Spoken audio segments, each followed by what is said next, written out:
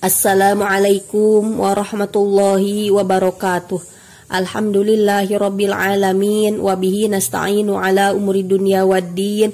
Wassalatu wassalamu ala asyrafil anbiya'i wal mursalin sayyidina Muhammadin wa ala alihi wa sahbihi ajma'in. Amma ba'du. Rabbi shrahli sadri wa yassirli amri wa halul 'uqdatam min lisani yafqahu qawli.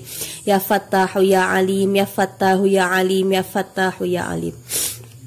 Bismillahirrahmanirrahim. Qala al-mu'allifu hafizahullahu wa nafa'ana bi ulumihi fi daraini amin ya Allah ya rabbal alamin. Tsaniyan alamatul bulugi. Bagian kedua yakni ciri-ciri baligh.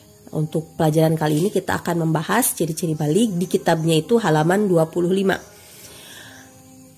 Yuqsadu bil bulugi as-sinnul lati idza balaghaha as-sabiyyu dzakaron aw unsan asbaha ahlan li tawjihil khitabi ilaihi bit taklifi syar'iyyati min sholatin wa shaumin wa hajjin wa ghairiha. Yang dimaksud dengan baligh adalah usia atau tahun yang mana apabila seorang anak mencapai usia tersebut, baik itu laki-laki ataupun perempuan, maka dia akan menjadi orang yang dituntut oleh khitab taklif syara. Jadi dia menjadi orang atau menjadi anak yang akhirnya terkena kewajiban syara seperti sholat, puasa, haji, dan yang lainnya.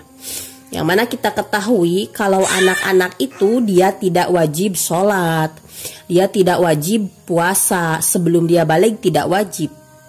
Namun kita sebagai orang tua diperintahkan oleh baginda Nabi Muhammad SAW untuk mengajari anak kita, membiasakan anak kita untuk melaksanakan sholat. Jadi kita ajarkan sholat beserta ilmu-ilmunya, ajarkan puasa beserta ilmu-ilmunya, agar nanti ketika balik dia sudah terbiasa dan dia sudah bisa melaksanakan sholat dan puasa dengan cara yang benar. Nah, anak diperintahkan untuk melaksanakan sholat ketika usia 7 tahun, dan apabila dia berani meninggalkan sholat di usia 10 tahun, maka kita sebagai orang tua justru diperintahkan untuk memukulnya dengan pukulan, istilahnya pukulan mendidik, agar anak tersebut menjadi tahu bahwa ini adalah suatu kewajiban. Ini kewajiban, tidak boleh lalai dan tidak boleh main-main. Tentunya pukulannya pun pukulan mendidik, bukan pukulan untuk menyakiti. Wa yu'raful bulugu bi umurin. Dan diketahui baligh ini dengan beberapa perkara. Al-awal, khuruju damil haidi binisbati lil unsa litis'i sinina qamariyatin takribiyatin wa qad taqaddamal haditsu anhu. Yang pertama ciri baligh adalah keluarnya darah haid.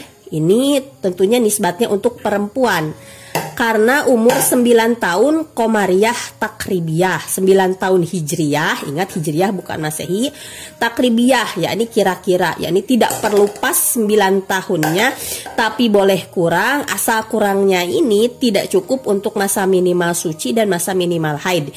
Jadi kekurangannya ini adalah di bawah 16 hari. Jadi kalau kita mau simpulkan, usia minimal haid adalah 9 tahun Qamariyah kurang 16 hari kurang sedikit. Kurang lahzotan. Sedikitnya bagaimana? Sedikitnya ini bisa sejam, 2 jam, 16 hari kurang sejam, 16 hari kurang 2 jam, atau bahkan kurang sedetik pun itu gak jadi 16 harinya. Begitu. Waqad taqaddamal haditsu anhu, dan sudah dijelaskan penjelasannya pada bab sebelumnya. Asani khurujul maniyyi binisbati lidzakari wal unsa litis'i sinina qamariyatin takribiyatin inda Ibnu Hajar wa tahdidiyatin inda Romli. Yang kedua adalah keluar air mani. Keluar air mani ini nisbatnya untuk laki-laki dan juga untuk perempuan. Karena umur 9 tahun sama Qamariyah tahunnya, tahun hijriyah. Karena dalam ibadah yang dipakai tahunnya tahun Islam, tahun Hijriyah. 9 tahun Qamariyah takribiyah. Nah, ini takribiyah kalau menurut pendapatnya Imam Ibnu Hajar. Jadi tidak perlu pas 9 tahunnya. Dan menurut Imam Romli itu 9 tahunnya harus pas, 9 tahun tahdidiyah. Dan yang menjadi dalil dari bahwa keluar air mani menjadi ciri baligh adalah berdasarkan firman Allah surah An-Nur ayat 59. A'udzubillahi minasyaitonir rajim. Bismillahirrahmanirrahim. Idza balagul atfalu minkumul huluma falyasta'dzinu. Dan apabila anak-anakmu sekalian telah mencapai baligh atau keluar sperma maksudnya, maka hendaklah mereka meminta izin. Kemudian dari hadis Nabi Muhammad sallallahu alaihi wasallam, rufi'al qalamu an thalathatin anis sobiyyi hatta yahtalima. Hadis riwayat Abu Daud dan Baihaqi. Tuntutan untuk mengamalkan syariat tidak diberlakukan bagi 3 orang. Nah, ini yang disebutkan di sini salah satunya ya, salah satunya bagi anak kecil sampai dia keluar sperma. Nah, dari kedua dalil tersebut dipakailah landasan, dipakai istinbat oleh para ulama merumuskan bahwa keluar sperma atau keluar air mani menjadi salah satu tanda baligh bagi laki-laki dan juga bagi perempuan.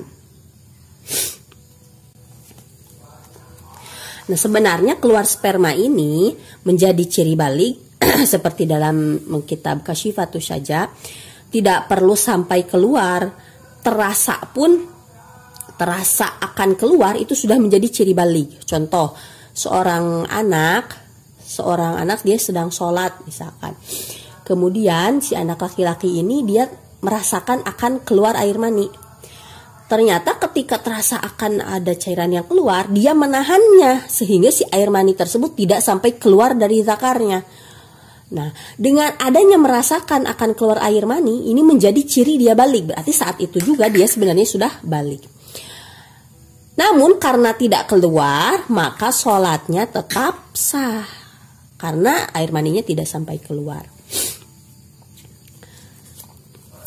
Nah, bagaimana keluar air maninya? Yaitu bisa mau keluar air maninya ketika terbangun, menjadi ciri baligh. Mau sedang tidur karena bermimpi, itu juga menjadi ciri baligh.